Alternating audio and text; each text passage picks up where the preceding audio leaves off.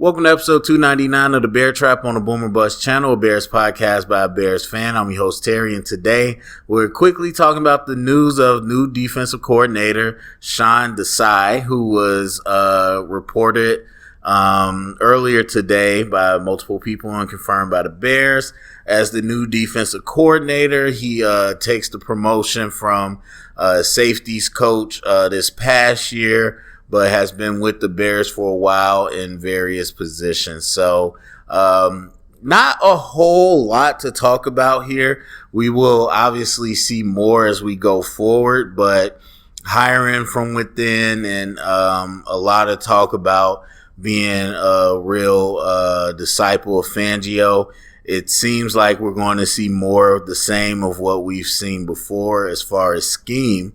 I don't expect any dramatic changes there, but a lot of people praising the decision. And I'll say this, same thing with any other team or any other coaching hires. I've been pretty straightforward with this. Like, I'm not going to applaud it just because of, any ethnicity or whatnot. Like, to me, that has nothing to do with anything. I see a lot of people talking about that, and there's some people where representation means a lot to them, and that's fine. That's your individual choice. But for me, obviously it's not my representation, but still, even if it was an African-American coordinator or whatever, that means nothing to me. And so just getting that out of the way. I think it's a cool pick for a couple reasons. Or a couple smaller reasons, because a lot of people are trying to pick out all these different things. You don't know. The fact is you don't. Unless you're somebody that has been in connection with the Bears organization, you don't know. And so I know every time we get the same thing happened with Chuck Pagano. Anytime we get any coach or whatever, people want to go scraping for every little evidence they can to try to piece it together and, call it this and that. For me, I think it's nice to have someone with, that's worked their way up and someone that they consider to be a rising star, to have that opportunity to show what he can do. To me, whether it's the Bears or any other team, that feels good to me to see some homegrown talent, so to speak, try to get their shot. That's fine.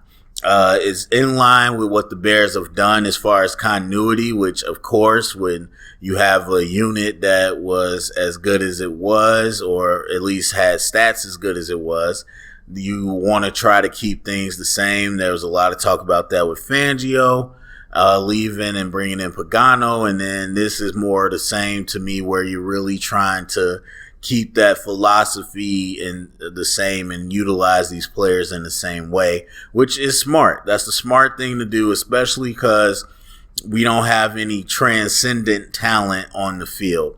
And so I think all these people or all the players we have function very well in certain roles.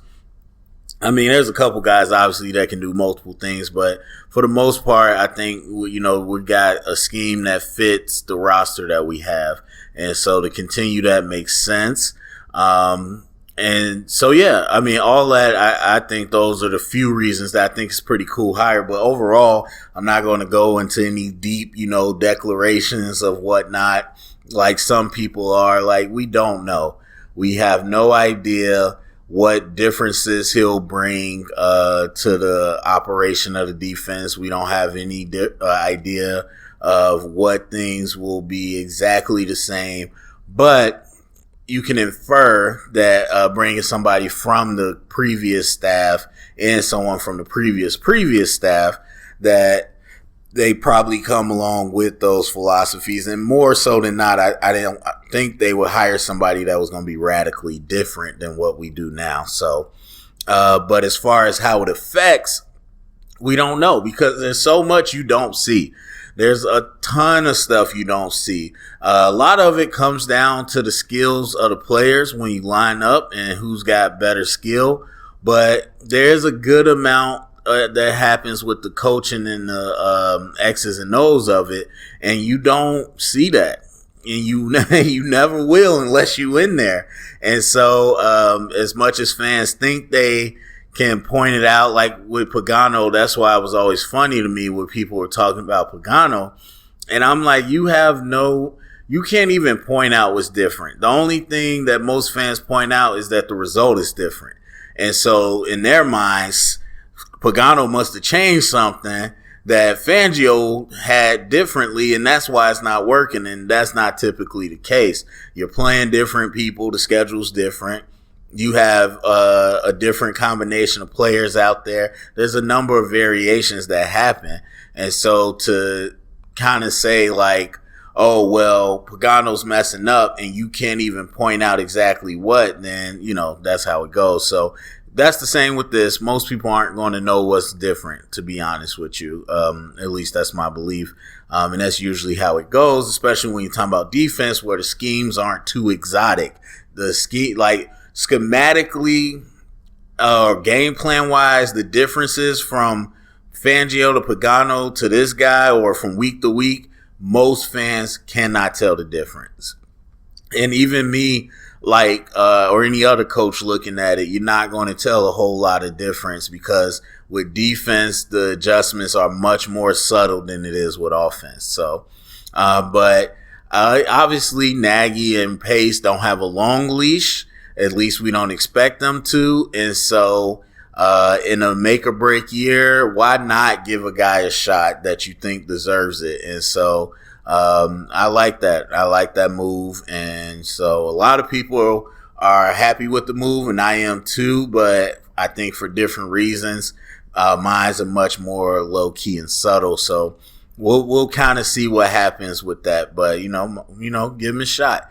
And this goes into a lot of stuff happening with coaching, and I'll get to it in a different episode. But it goes back to who you know. People, I don't know what people think it is, but it is so much about who you know and who's going to give a recommendation for you. And so that's how that goes. I think more interesting than even Desai is that our passing game coordinator goes on to get an offensive coordinator job with the Falcons. Now that is interesting to me.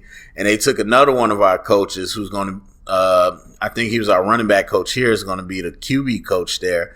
And so that's more interesting to me. I don't know a ton about Ragone or how you say his name, but obviously if you watch what we've done, to think our passing game coordinator would go on to an offensive coordinator position is interesting. And so I'm curious to see how that works out. Curious to listen to some interviews and stuff and see kind of what was the connection between him and Arthur Smith and why they went that route. Because on the surface, you would look at it and say that's kind of weird. But so we'll replace those people. I don't think that's going to be a huge thing.